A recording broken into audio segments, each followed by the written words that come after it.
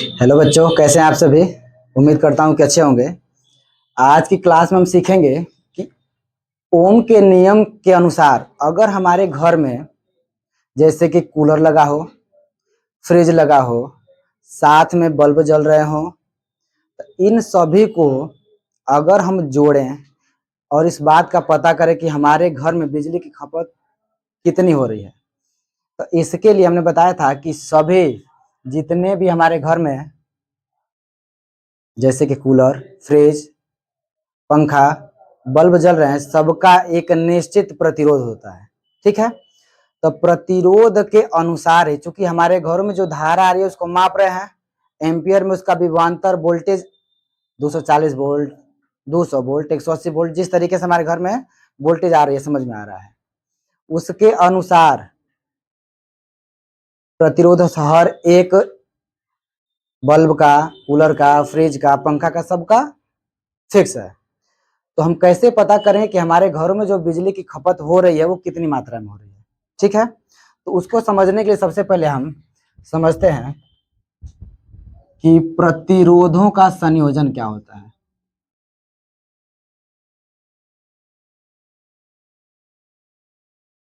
प्रतिरोधों का संयोजन, संयोजन का मतलब होता है जोड़ना, संयोजन का मतलब होता है जोड़ना। ठीक है, तो सबसे पहले हम समझते हैं, मान लीजिए कि इसके पहले भी मैंने ये बातें आपको बता दिया है कि इसको हम एक रास्ता की सहायता से समझते हैं। जैसे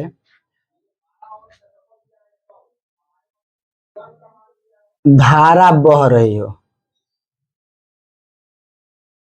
ठीक, मान लीजिए एक बच्चा है,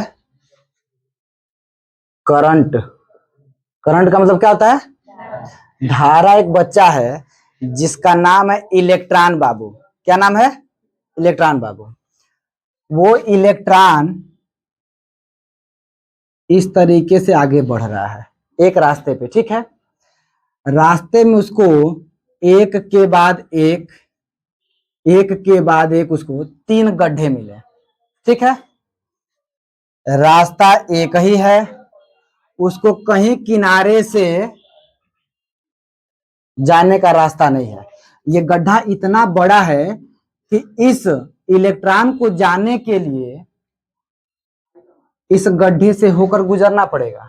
ठीक है, तो ये इलेक्ट्रॉन बाबू क्या करेंगे,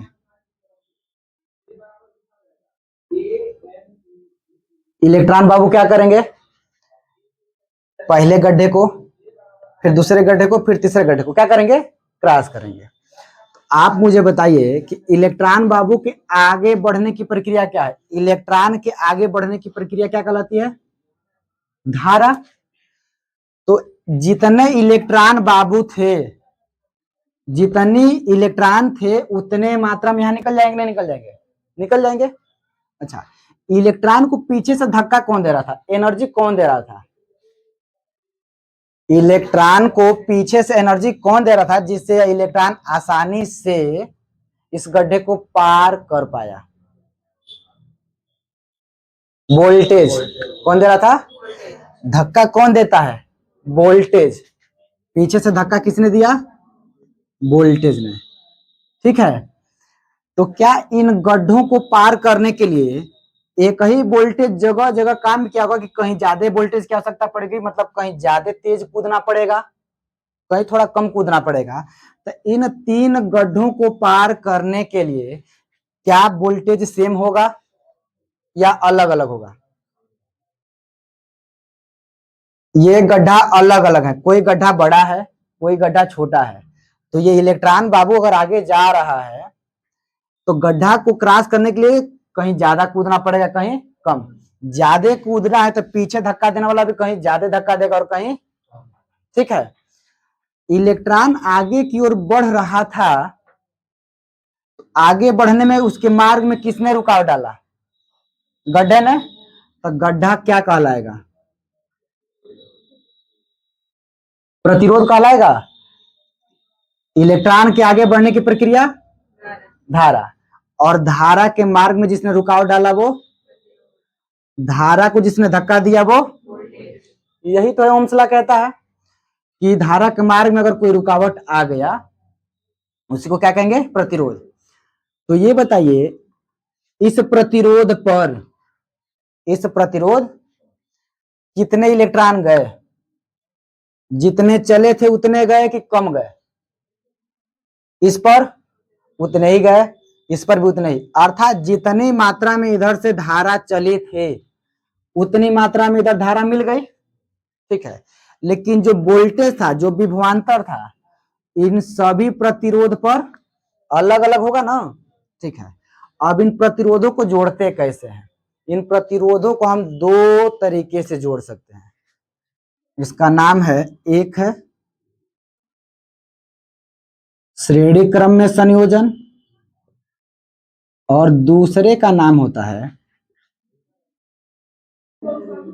समांतर क्रम में संयोजन। प्रतिरोध को जोड़ने के लिए दो प्रकार की विधियां हैं, जिसमें सबसे पहला है श्रेणी क्रम में संयोजन और दूसरा है समांतर क्रम में संयोजन, ठीक है। तो सबसे पहले हम समझते हैं कि श्रेणी क्रम का संयोजन क्या होता है और समांतर क्रम का संयोजन क्या होता है, ठीक है। तो मैंने एक यहाँ पे आपको बताया कि यह एक रास्ता है जिसमें कितने प्रतिरोध आगे गड्ढे हुए, तीन, इनको हम कहेंगे प्रतिरोध, ठीक है। इन सभी प्रतिरोधों पर धारा तो एक जैसी बहेगी, लेकिन जो वोल्टेज होगा इस पे ज्यादा होगा, इस पे कम होगा, इस पे ज्यादा, ऐसे कम और ज्यादा हो सकता है, ठीक है। तो इस प्रकार श्रेणी क्रम का संयोजन क्या कहलाता है? प्रतिरोध का साइन मैंने शुरू में बताया था, ऐसे होता है। प्रतिरोध का साइन ऐसे होता है, कितने प्रतिरोध हैं, ठीक है। इनको जोड़ने का मतलब है कि आपस में मैंने क्या कर दिया, जोड़ दिया। तो ये पहला प्रतिरोध है, ये दूसरा प्रतिरोध है और ये तीसरा प्रतिरोध है। तो पहले प्रतिरोध का दूसरा सिरा यहाँ खत्म हुआ होगा और दूसरे प्रतिरोध का पहला सिरा यहाँ जुड़ रहा है, दूसरे प्रतिरोध का दूसरा सिरा यहाँ और तीसरे प्रतिरोध का पहला सिरा यहाँ हो गया। तो इस तरीके से पहले प्रतिरोध का दूसरा सिरा अगले प्रतिरोध के पहले सिरे से जुड़ जाता है, तो उसे कहते हैं श्रेणी क्रम में संयोजन, ठीक है। जैसे एक एग्जाम्पल की सहायता समझते हैं।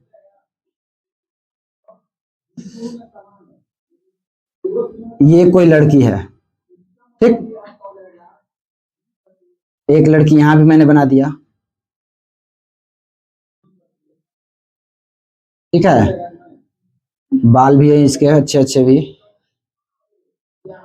और एक लड़की यहाँ, तीन लड़कियां हो गई। तो पहले लड़की का ये, अगर लड़की ऐसे है बिल्कुल, तो इधर वाला हाथ उसका लेफ्ट होगा, बाया होगा, और ये दूसरी लड़की है तो इसका हाथ पकड़ेगी अपने दाहिने हाथ से, पकड़ लेगी इस तरीके से। एक लड़की का हाथ इधर लेफ्ट और दूसरी लड़की का हाथ कौन सा, फिर इसी लड़की का इधर वाला हाथ लेफ्ट और इधर वाले के साथ, इस तरीके से अगर इनका हाथ जोड़ दिया जाता है तो इस प्रकार हम कहेंगे कि लड़कियों को मैंने किस क्रम में जोड़ा, श्रेणी क्रम में मैंने जोड़ दिया। समझ में आ गई बात? अब समांतर क्रम की बात करते हैं। समांतर क्रम में क्या होगा, हमने यहाँ कितने प्रतिरोध लिए हैं, तीन। तो यदि सभी प्रतिरोध का, यदि सभी प्रतिरोध का, ये पहला सिरा है, इधर हो गया पहला सिरा और इधर हो गया दूसरा सिरा,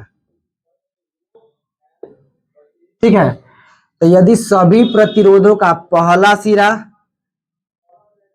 किसी एक बिंदु से और दूसरा सिरा किसी अलग एक बिंदु से अगर हम जोड़ देते हैं तो इस प्रकार का संयोजन समांतर क्रम में संयोजन कहलाता है, ठीक है।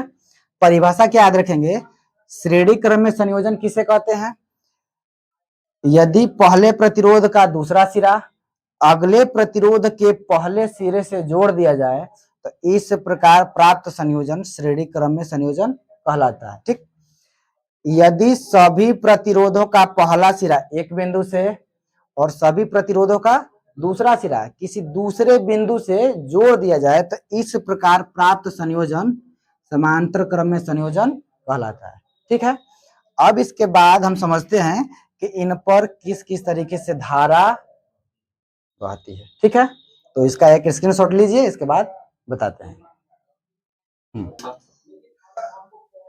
तो अब समझते हैं हम श्रेणी क्रम संयोजन और समांतर क्रम संयोजन में क्या अंतर होता है। सबसे पहले अभी मैंने आपको समझाया कि अगर ये कोई रास्ता है और इस पर 3 प्रतिरोध बना दिया गया, अर्थात गड्ढा है और इधर से इलेक्ट्रॉन जा रहा है, तो जितने इलेक्ट्रॉन जाएंगे, इलेक्ट्रॉन के आगे बढ़ना, आवेश, और आवेश के आगे बढ़ने की सतत प्रक्रिया क्या कहलाती है? विद्युत। तो जितनी धारा इधर चली बाद में उतनी धारा आपको मिल जानी है, लेकिन इस इलेक्ट्रॉन को आगे बढ़ाने के लिए जो वोल्टेज था वो इन अलग अलग प्रतिरोधों पर अलग अलग होगा। ठीक है, और इसको मैंने बताया कि ये पहला प्रतिरोध है, प्रतिरोध का साइन इस तरीके का है। ठीक, ये दूसरा प्रतिरोध है, तो इस दूसरे का प्रतिरोध का साइन ऐसे हो गया, और ये तीसरा प्रतिरोध हो गया। ठीक है, अब यदि पहले प्रतिरोध का दूसरा सिरा दूसरे प्रतिरोध के पहले सिरे से जुड़ जाए, फिर दूसरे प्रतिरोध का दूसरा सिरा तीसरे प्रतिरोध के पहले सिरे से जुड़ जाए, तो इस प्रकार जो हमको सीरीज मिलेगा, इस प्रकार जो हमको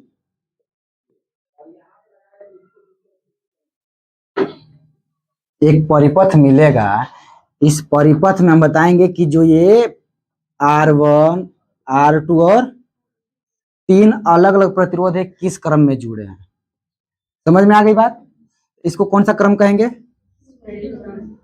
श्रेणी क्रम में संयोजन। ये तो पहला प्रकार हो गया। ठीक है, तो इसके लिए हम यहां लिखते हैं महत्वपूर्ण बातें क्या क्या है कि इसमें 3 प्रतिरोध, इसमें इस पूरे के पूरे चित्र में 3 प्रतिरोध है। कौन कौन से? R1, R2 व R3 है। ठीक है, ये कौन सा क्रम आपने बनाया हुआ है? श्रेणी क्रम। तो श्रेणी क्रम में धारा सभी प्रतिरोधों पर समान बहती है। जैसा कि मैंने अभी आपको समझाया कि जितने इलेक्ट्रॉन यहां से चल रहे थे, सभी के सभी इलेक्ट्रॉन इन सबको क्रॉस करेंगे, पास करेंगे ना, तो जितना इलेक्ट्रॉन यहाँ था मतलब उतनी धारा यहाँ थी। यानी कि अगर यहाँ पे 5 एम्पियर की धारा बह रही है, तो इस परिपथ, इस प्रतिरोध से भी 5 एम्पियर जाएगा, इससे भी 5 एम्पियर जाएगा और इससे भी 5 एम्पियर जाएगा, अंत में 5 एम्पियर हमको मिल जाएगा। समझ में आ गई बात? तो ये बात मैंने लिखा हुआ है कि इस पूरे के पूरे चित्र में, परिपथ में कितने प्रतिरोध हमने लिया हुआ है, जिनका नाम है R1, R2 और R3। इसके बाद मैंने बताया दूसरी लाइन कि श्रेणी क्रम में धारा सभी प्रतिरोधों पर समान बहती है। इसको मैंने यहाँ पे आपको बताया भी। इतनी चीजें क्लियर हो गई। तीसरी लाइन बताते हैं जो अभी मैंने बताया विभवांतर के बारे में। श्रेणी क्रम में सभी प्रतिरोधों पर विभवांतर अलग अलग होता है। कैसे? यहाँ पे जो धारा जा रही थी, क्योंकि सबका विभव प्रतिरोध अलग अलग है, हो सकता है कोई 10 ओम का हो, कोई 20 ओम का हो, कोई 50 ओम का हो, तो सब पे प्रतिरोध का मतलब है कि मार्ग में रुकावट। तो मार्ग में रुकावट आएगा, तो यहाँ पे 10 ओम, ये 20 ओम, ये 30 ओम, तो यहाँ तो आसानी से ये धारा निकल जा रही है। 10 ओम के बाद 20 ओम का जो प्रतिरोध है वो ज्यादा रोकने का प्रयास करेगा, तो वोल्टेज धक्का भी ज्यादा देगा, मतलब इस पे वोल्टेज अलग हो गया। ये 50 ओम का हो तो ये और ज्यादा धारा को रोकने का प्रयास करेगा, तो वोल्टेज और तेज धक्का देगा। इस तरीके से इन तीनों प्रतिरोधों पर विभवांतर अलग अलग होगा। समझ में आ गई बात? अच्छा, इसके बाद चौथी लाइन, श्रेणी क्रम में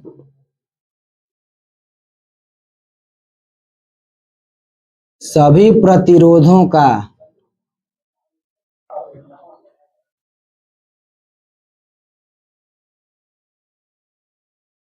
विभवांतर का योग कुल विभवांतर के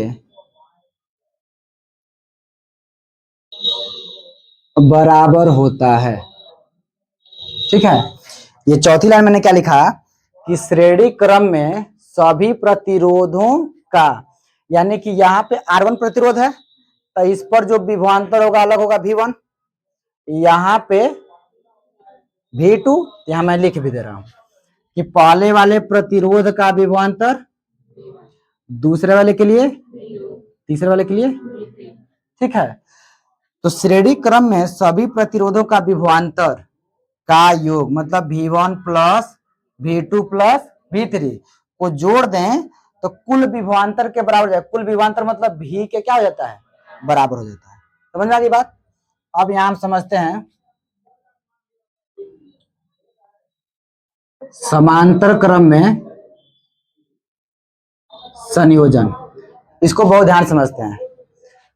यहां क्या था कि धारा यहां पे आगे बढ़ रही थी, तो इसको आगे बढ़ने के कितने रास्ते थे? मात्र एक ही रास्ता था। कितने रास्ते थे? उसके अलावा कहीं से जा तो उसकी अपनी मजबूरी थी कि इन गड्ढों को पार करना ही पड़ेगा उसको, अर्थात प्रतिरोधों से होकर गुजरना ही पड़ेगा। क्लियर? अच्छा, मुझे ये बताइए कि इसकी जितनी क्षमता है, 5 एम्पियर की धारा मैंने सपोज किया कि बह रही है, 240 वोल्टेज दे दिए, ये जो प्रतिरोध है कितने ओम का हो गया माना मैंने, वो आसानी से क्या कर ले रहा है, क्या कर रहा है, पार कर जा रहा है। अगर ये गड्ढा बहुत बड़ा हो जाए, अर्थात प्रतिरोध का मान बहुत ही बढ़ा दिया जाए, तो क्या यह धारा आगे जाएगी, आगे बढ़ पाएगी? नहीं जा पाएगी। अगर ये, जैसे मैं मोबाइल की बैटरी ले लूं, कौन सी बैटरी ले लूं, ठीक है, और उससे मैं एक शादी विवाह का पूरा डेकोरेशन का लाइट दे दूं, आसानी से जल जाएगा? क्या धारा उससे नहीं जाएगी? जाएगी, लेकिन धारा के मार्ग में रुकावट बहुत ही, क्योंकि जब शादी का हम डेकोरेशन में अगर लाइट दे दें तो वहां पे जगह जगह बड़े बड़े लाइट, कूलर भी लगे होंगे, डीजे भी लगा होगा, तो उससे वो आगे नहीं बढ़ पाएगा। तो अब मुझे बताइए कि अगर ये पहले गड्ढे से अगर आगे ना बढ़े, अर्थात पहले प्रतिरोध से आगे नहीं बढ़े, तो धारा आगे जाएगी? नहीं जाएगी। तो इसी के आधार पर जब हम अपने घरों को शादी विवाह में या दिवाली में सजाते हैं तो झालर लगाते हैं। क्या लगाते हैं? तो उसमें एक के बाद एक, एक के बाद एक, एक के बाद एक छोटे छोटे बल्ब जोड़े गए होते हैं। समझ में आ रही बात? वो किस क्रम में जोड़े गए होते हैं? उनमें से एक बल्ब कहीं से भी उसका तार टूट गया तो वो आगे करंट जाने नहीं देगा, और इस प्रकार पूरी लाइट आपकी क्या हो जाती है, बंद हो जाती है। समझ में आ गई बात? समांतर क्रम में क्या है कि इलेक्ट्रॉन बाबू हैं, बहुत ही ज्यादा इलेक्ट्रॉन है, वो इस तरीके से आगे बढ़ते हुए जा रहे थे। यहां रास्ता कितना था, अब मैंने इनके लिए रास्ता बना दिया कुछ इस तरीके से, एक रास्ता, दो रास्ता और तीन रास्ता। तो यहां से इलेक्ट्रॉन आगे की ओर जा रहे थे, ठीक है ना। रास्ते में रुकावट होगी ना, जैसे यहाँ एक ही जगह कितने रुकावट हो गए थे, इस पर भी रुकावट है, इस पर भी रुकावट है और इस पर भी रुकावट है, गड्ढा है। और ये आगे जा करके ये रास्ता फिर एक जगह मुड़ जाता है, मिल जाता है। समझ में आ रही बात? अक्सर हम लोग कहीं पर भी जाते हैं तो शहरों में या कहीं पे भी तो देखते हैं कि एक रास्ता क्या होता है, उससे 2-3 रास्ते कहीं निकले हुए हैं, फिर जाके एक जगह क्या हो जाते हैं, मिल जाते हैं। तो वहां आप जा करके घंटों तक सोचते हैं कि इधर से जाना ठीक रहेगा कि इधर से जाना ठीक रहेगा कि सीधे जाना ठीक रहेगा, आपको सोचना पड़ता है। वहां आप अपनी मर्जी से चले जाएंगे, मन करेगा तो इस रास्ते से चले जाएंगे, मन किया तो सीधे, मन किया तो ऐसे भी चले जाएंगे, जाना तो आपको यही है। समझ में आ गई बात? अच्छा, तो ये इलेक्ट्रॉन के जो साथी थे उनमें से कुछ इधर चले गए, कुछ इधर चले गए और कुछ इधर चले गए। क्लियर? अच्छा, इलेक्ट्रॉन के साथी का मतलब ये इसमें कौन बह रहा है, तो कुछ धारा इधर चले गए, कुछ सीधे चले गए, कुछ इधर चले गए। इसका मतलब धारा क्या हो गई, बट गई। धारा क्या हो गई, बट गई। क्लियर हो रही है बात? तो अगर यह प्रतिरोध R1 है, दूसरा प्रतिरोध, तीसरा प्रतिरोध, मैं बार बार कह रहा हूं ये गड्ढे का मतलब यह है कि मार्ग में रुकावट डाल रहा है, और रुकावट को मैंने क्या बताया आपको, प्रतिरोध। इस पर धारा क्या जाएगी, I1, क्योंकि धारा कौन चल रही थी, I। यहां से धारा जाके बढ़ रही है ना, धारा जब बढ़ रही तो उसका नामांकन अलग करना पड़ेगा, इसको कहेंगे I2 और इसको कहेंगे I सब एक जगह मिल करके जाके फिर I बन जाएगा कि नहीं बन जाएगा। मतलब अगर इधर से जा करके आप 4-5 लोग गए, ऐसे जा करके फिर एक जगह इकट्ठा हुए, तो फिर से सभी लोग इकट्ठा हुए ना, अर्थात I1 I2 I3 को जोड़ा जाए तो I मिलना चाहिए कि नहीं मिलना चाहिए। क्लियर हो गई? अब यहाँ पे क्या बात है कि यहां से पीछे से कौन था, वोल्टेज, जो इधर गया उसके साथ चला गया, इधर जाएगा उसके साथ भी जाएगा, इधर भी। इसमें कहीं पर भी अगर इलेक्ट्रॉन सब इधर जाने लगे तो उनके पीछे पीछे धक्का देते हुए चला गया। अगर इलेक्ट्रॉन इधर जाने लगे तो वोल्टेज इनमें चला जाएगा, अगर इलेक्ट्रॉन इसमें जाने लगे तो वोल्टेज, तो क्या वोल्टेज बटेगी, वोल्टेज नहीं बटेगी। विभवांतर में कोई बदलाव, तो इसमें श्रेणी क्रम में धारा क्या होती है, समान, और समांतर क्रम में विभवांतर क्या होता है, समान होता है। तो इसका कैसे स्ट्रक्चर बनाएंगे देखिएगा, जैसे मैंने 3 प्रतिरोध लिया, 1 2 और 1 3। अब इन तीनों को मैंने यहां एक बिंदु पे जोड़ दिया, और इसका दूसरा सिरा भी एक बिंदु बी पे जोड़ दिया ना, और इसको ले जाकर के मैंने किसके साथ जोड़ दिया, एक बैटरी के साथ। किसके साथ जोड़ दिया, इस प्रकार यह एक परिपथ बन जाता है। समझ में आ गई बात? तो पहले प्रतिरोध का नाम हो गया R1, दूसरे प्रतिरोध का नाम है, और तीसरे प्रतिरोध का नाम है। इतनी चीजें आपको समझ में आ गई। धारा बढ़ रही थी तो पहले प्रतिरोध पर धारा I1, दूसरे प्रतिरोध पे धारा, और तीसरे प्रतिरोध पे धारा, जबकि इन पे सब पे विभवांतर, विभव क्या होगा, समान होगा। तो अब इनके लिए भी हम महत्वपूर्ण बातें लिखते हैं।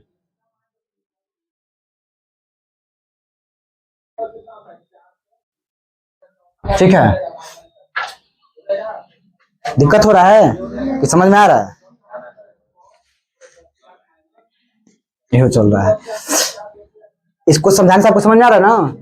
अगर जिसको ये समझ में आ गया उसको इसके बाद समझने में कोई दिक्कत होनी नहीं है। ठीक है, चलते हैं। तो आइए शुरू करते हैं। समांतर क्रम में संयोजन के लिए सबसे जो महत्वपूर्ण बातें याद रखनी है, जिसकी सहायता से हम आगे श्रेणी क्रम संयोजन और समांतर क्रम संयोजन में तुल्य प्रतिरोध निकाल सकते हैं। तो सबसे पहली बात, श्रेणी क्रम में कितने प्रतिरोध लिया गया था, 3 प्रतिरोध। हम लोग समांतर क्रम में भी, समांतर क्रम में कितने प्रतिरोध हैं, 3, R1 R2 व R3 तीन प्रतिरोध है। ठीक है। दूसरी लाइन, श्रेणी क्रम में धारा सभी प्रतिरोध पे क्या होती है, जबकि समांतर क्रम में सभी प्रतिरोधों पर विभवांतर क्या होता है, समान होता है। ये दोनों एक दूसरे के अपोजिट हैं। श्रेणी क्रम में प्रतिरोध पे क्या बह रही है, समान धारा, जबकि समांतर क्रम में सभी प्रतिरोधों पे विभवांतर समान होता है। ठीक है। तीसरी लाइन क्या लिखा गया है, श्रेणी क्रम में सभी प्रतिरोधों पर विभवांतर क्या होता है, इसमें तो विभवांतर समान हो गया, इसका मतलब धारा क्या होगी, अलग अलग होगी। Very good. तो यहां लिखेंगे समांतर क्रम में सभी प्रतिरोधों पर धारा क्या होती है, अलग अलग बहती है। ठीक है। ऐसा क्यों हो रहा है, मैंने आपको यहां बताया ना कि जब रास्ते अलग होंगे तो धारा क्या हो जाएगी, अगर सभी धारा इधर जाने लगी तो उसके पीछे पीछे वोल्टेज को धक्का देता जा रहा है, इधर जा रही है फिर भी देते जा रहा है। अगर सभी के सभी धारा इधर चले गए तो उसी की तरफ चला गया, यानी टोटल विभवांतर पीछे पीछे पीछे पीछे लगा हुआ है। तो उसी कहेंगे कि सभी विभव पे सभी प्रतिरोध पे विभवांतर क्या होता है, समान होता है। जो लास्ट लाइन है कि इसमें श्रेणी क्रम में सभी प्रतिरोधों पर विभवांतर का योग कुल विभवांतर क्या होता है, जबकि यहां मैंने अभी क्या बताया कि धारा अलग अलग हो रही है, अब फिर धारा जाके जुड़ जा रही है ना, तो लिखेंगे समांतर क्रम में सभी प्रतिरोधों की कुल धाराओं का योग कुल धारा के क्या होता है, बराबर होता है। ठीक है। तो ये श्रेणी क्रम और समांतर क्रम में अंतर है। ठीक है। तो इसका भी एक स्क्रीनशॉट लीजिए और इसके बाद हम आपको समझाते हैं कि श्रेणी क्रम में संयोजन का तुल्य प्रतिरोध क्या होता है और समांतर क्रम में संयोजन का तुल्य प्रतिरोध क्या होता है। ठीक है। इस चीज की सहायता से इसको बहुत अच्छे से ध्यान में रखना है। ठीक है। आगे देखते हैं हम। सबसे पहला जो संयोजन है श्रेणी क्रम में संयोजन।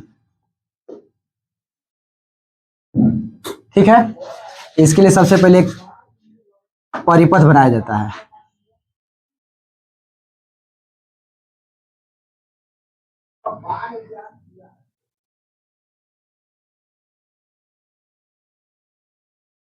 इस चित्र में आपको दिख रहा होगा कि यहाँ पे ये प्रतिरोध R1 है, दूसरे प्रतिरोध का नाम R2 और तीसरे प्रतिरोध का नाम ये कुंजी है, स्विच है जिससे ऑन ऑफ हम कर सकते हैं। ठीक है। तो हम बताएंगे चित्र में तीन प्रतिरोध R1, R2 व R3 हैं। चित्र में सबको दिख रहा है। उसके बाद बताएंगे प्रतिरोधों पर विभवांतर क्रमशः, अभी मैंने आपको बताया कि विभवांतर बराबर होगा कि अलग अलग होगा। तो R1 पे विभवांतर V1, R2 पे विभवांतर और R3 पे,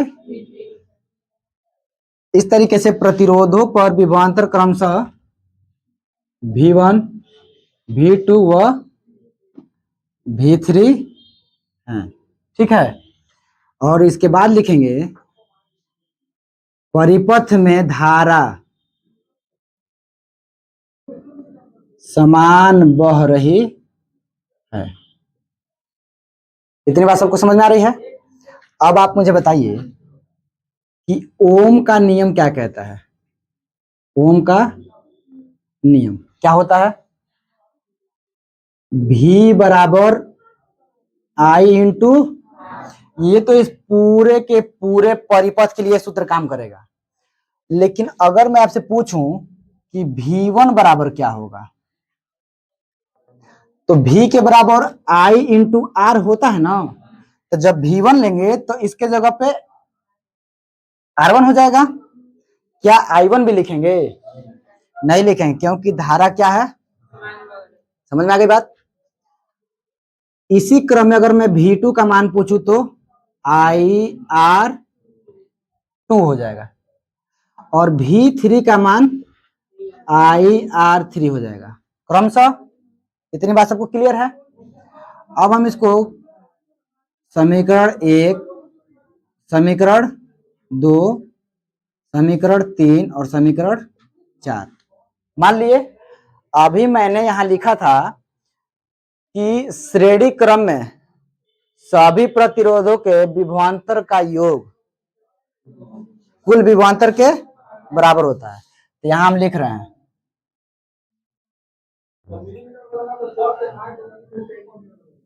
कुल विभवांतर का योग, अर्थात V बराबर V1 plus V2 plus V3 लिख सकते हैं।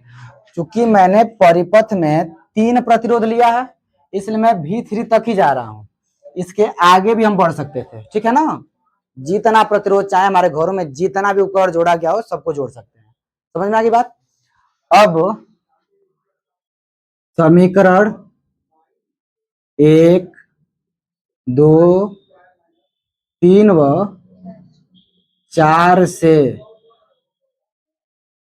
V1, V2 व V3 का मान रखने पर, ठीक है, तो V के जगह पे क्या रखें? V के जगह पर I इंटू R बराबर V1 के जगह पे I into R1 plus V2 के जगह पर I into R2 plus V3 के जगह पे I इंटू R3। ये लाइन मिल गई हमको।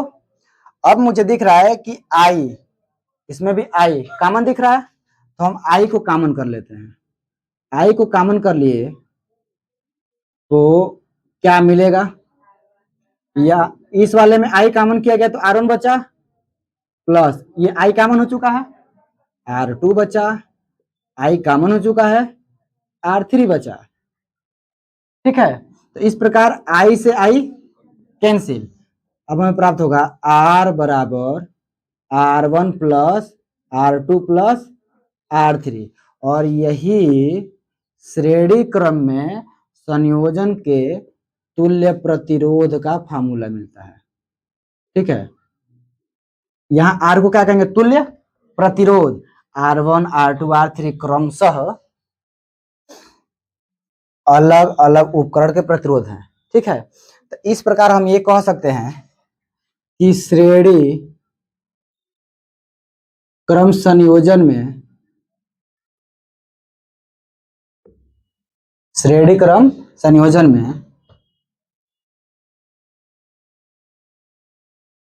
सभी प्रतिरोधों का योग तुल्य प्रतिरोध के बराबर होता है। इतनी जानकारी हमें इस सूत्र से मिल रही है। श्रेणी क्रम संयोजन, ये पूरा का पूरा श्रेणी क्रम था, इसको जोड़ सभी प्रतिरोधों का योग, यानी R1, R2, R3 यही ना है, इनको हम जोड़ दे तो हमें क्या मिलेगा? तुल्य प्रतिरोध मिल जाएगा। तो ये फार्मूला श्रेणी क्रम संयोजन का हो गया, ठीक है। तो इसका भी आप स्क्रीनशॉट लीजिए, और उसके बाद अब हम समझाते हैं कि समांतर क्रम संयोजन का सूत्र क्या होगा तुल्य प्रतिरोध का, ठीक है। अब इसके बाद समझते हैं समांतर क्रम में संयोजन।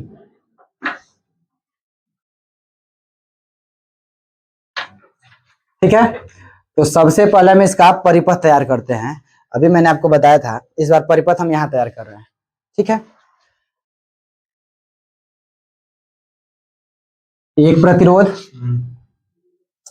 ये हो गया दूसरा प्रतिरोध, और ये हो गया तीसरा प्रतिरोध। तो सभी प्रतिरोधों का ये पहला सिरा है, इसको एक बिंदु से जोड़ दिया गया। ठीक है, और ये दूसरा सिरा है सबका, इसको भी एक बिंदु पे जोड़ दिया गया। इस बिंदु का नाम मैंने दे दिया ए और इसका बी। ठीक है, और इनको लाकर मैंने जोड़ दिया एक बैटरी से। Very good. ठीक है, तो हम लोगों को पता है इस पहले प्रतिरोध का नाम है R1, दूसरे प्रतिरोध का नाम और तीसरे प्रतिरोध का नाम। फिर मैंने बताया कि इधर से जब धारा चलेगी तो धारा यहां तक पहुंचने के बाद वो निर्णय लेगी कि इधर जाना है कि सीधे निकल जाना है फिर या इधर से जाना है। तो इसका मतलब कि धारा क्या हो जाएगी, बट जाएगी। तो R1 प्रतिरोध पे धारा क्या मिलेगा, I1, R2 प्रतिरोध पे धारा और R3 प्रतिरोध पे धारा मिलेगा ना। और जितना इधर से विभवांतर जा रहा था इधर भी मिल जाएगा। आई अगर जाके यहाँ बट भी रहा है तो यहाँ मिल जाएगी, पूरी की पूरी आई मिल जाएगी। तो यहां लिखेंगे चित्र में 3 प्रतिरोध R1, R2 व R3 हैं जो आपको सामने दिख रहे हैं। ठीक है, आगे बढ़ते हैं। सभी प्रतिरोधों पर प्रवाहित धारा क्रमशः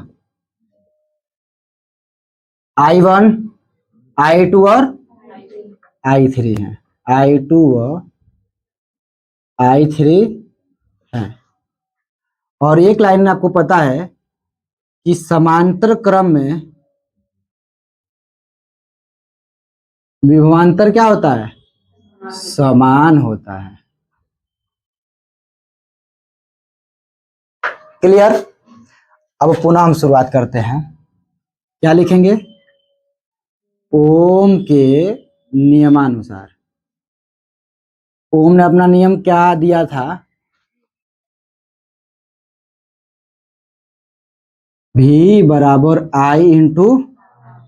ठीक है, क्योंकि उन्होंने प्रतिरोध के बारे में बताया था जिससे हमें मिला था R बराबर V अपान, यानी कि विभवांतर और विद्युत धारा का अनुपात क्या होता है, नियतांक होता है। इसी सूत्र से ये सूत्र जनरेट हुआ है। एक और सूत्र जनरेट हो सकता है अगर हम I का मान निकालते, I बराबर V बट्टा होगा। इसको मैंने लिया समीकरण नंबर 1। इसी क्रम में अगर मैं I1 का मान निकालूं, यहां है ना, तो I1 का मान पहले तो मैं लिख रहा हूं V अपान R। तो क्या सब जगह V एक ही होगा, होगा। विभवांतर क्या होता है, लेकिन पहले वाले प्रतिरोध का मान क्या है, R1। इसको मैंने बनाया समीकरण नंबर 2। इसी क्रम में अगर I2 लिखा जाए तो उसको V अपान R2 कह सकते हैं। इसको बना दिया गया समीकरण नंबर 3।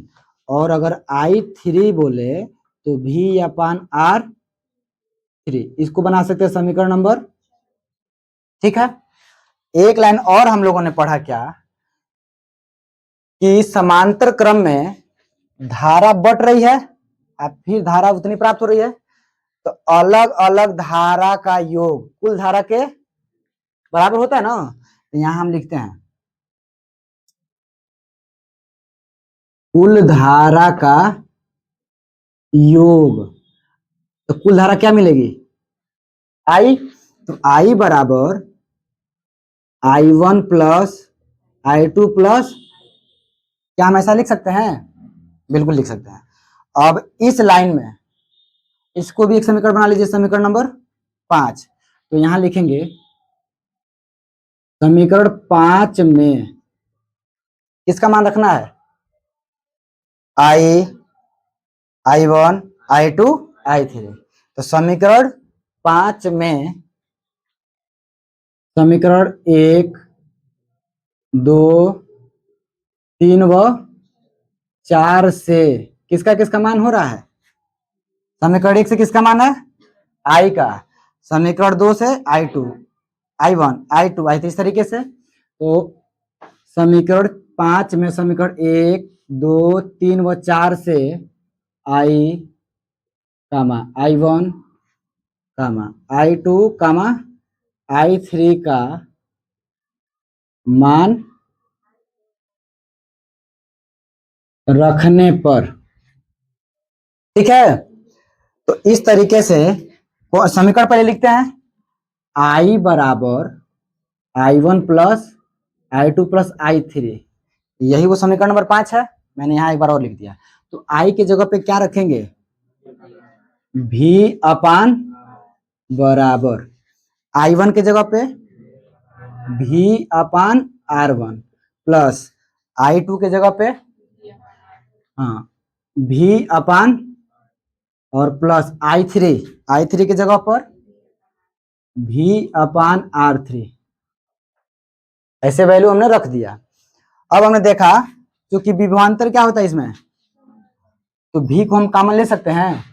तो यहाँ मैंने V कॉमन लिया तो यहाँ मिला 1 बट्टा बराबर, इन सब में से भी मैंने V कॉमन ले लिया तो यहाँ मिलेगा 1 बट्टा R1 प्लस 1 बट्टा R2 प्लस 1 बट्टा R3। कॉमन करने के बाद इस V से यह V क्या हो जाएगा? कैंसिल। तो 1 बट्टा R बराबर 1 बट्टा R1 प्लस 1 बट्टा R2 प्लस 1 बट्टा R3। और यह जो नया सूत्र मिला हम लोगों को, इसको कहते हैं समांतर क्रम संयोजन का तुल्य प्रतिरोध, ठीक है। और इसको कैसे बताएंगे कि सभी प्रतिरोधों के व्युत्क्रमों का योगफल तुल्य प्रतिरोध के व्युत्क्रम के बराबर होता है, ऐसी बात बता सकते हैं। और जब हम इस पे सवाल करेंगे न्यूमेरिकल, तो अब हम बताएंगे इसको कि कैसे हल करना है, तुल्य प्रतिरोध का मान कैसे निकलेगा, ठीक है। तो आज की क्लास में इतना ही।